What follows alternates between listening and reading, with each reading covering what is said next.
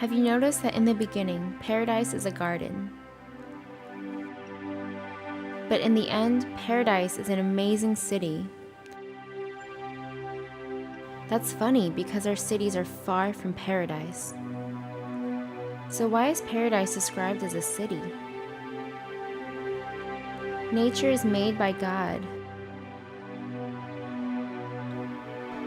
but our cities are made by men.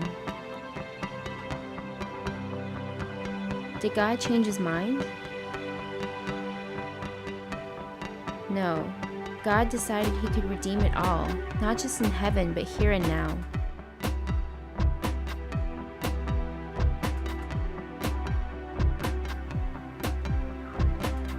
Cities where so many people come together ooze humanity, the good and the bad. All of our messiness and brokenness gets squeezed out and piled up in one big mess in a city. Today, half of the world lives in cities, and 1 billion live in urban slums, in unimaginable conditions. The good thing is, God cares about our cities, mess and all.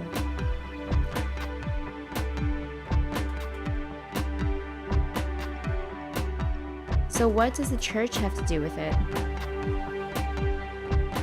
The church was once in the city, even the inner city, in the middle of all the messiness and brokenness, pouring out life and hope. But now these buildings are empty. Churches don't open their doors to what's going on right outside. It's no surprise that darkness is winning the battle here. Gangs, drugs, sickness, poverty.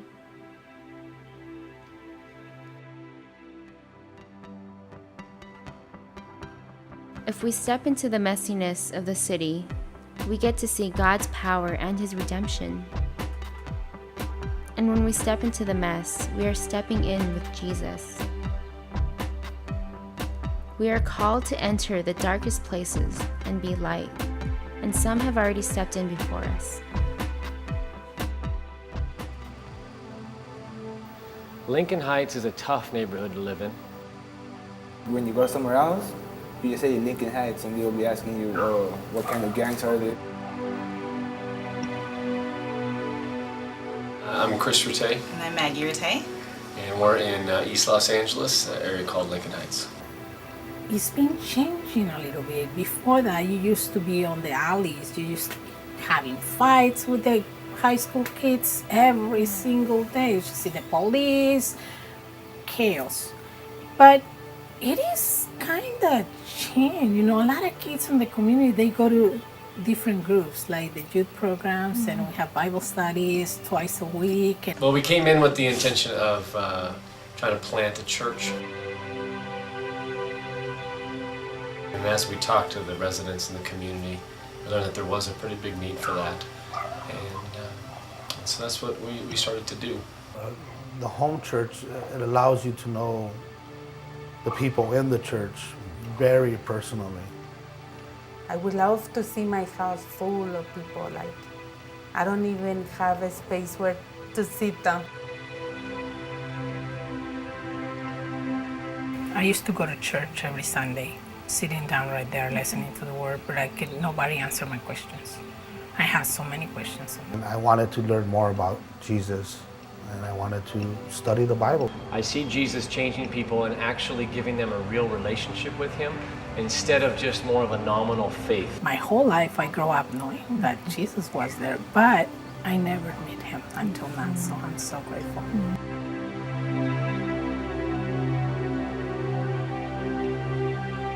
I see Jesus changing people in giving them courage to really come together and believe that they can change this neighborhood together. We get together. We don't have much, but she put a little bit, I put a little bit, Caesar put a little bit, and then it becomes a lot. And then we just offer it to people. I would like it to be a place where there is no violence, where children have the opportunity to make a better life. And I think that's what my main purpose is. They opened the community center for the kids. That place right there, Zocalo, is just a safe place for them.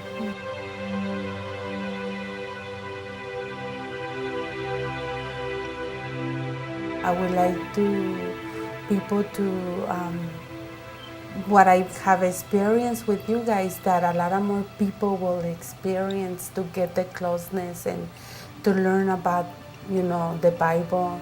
And we be like helping people all over the place, not only in our community, but in different communities around. And if we just spread the word, just talk to every people that is hope.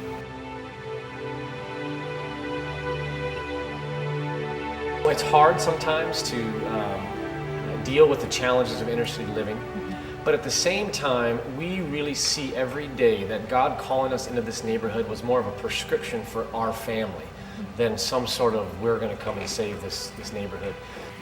This church right here in Lincoln Heights is bringing so much hope to many people. And that is how the kingdom of God comes in the darkness, by people like you and me, coming and building it with Jesus, piece by piece. We hope to see signs of health, people treating each other fairly, goods being traded justly, places where there is not sickness or hunger. These are the signs of the presence of the kingdom of God. Cities all over the world tell the same story, a battleground of light and dark. What will the church do about it? Will our cities become cities of darkness, or will we go and be light?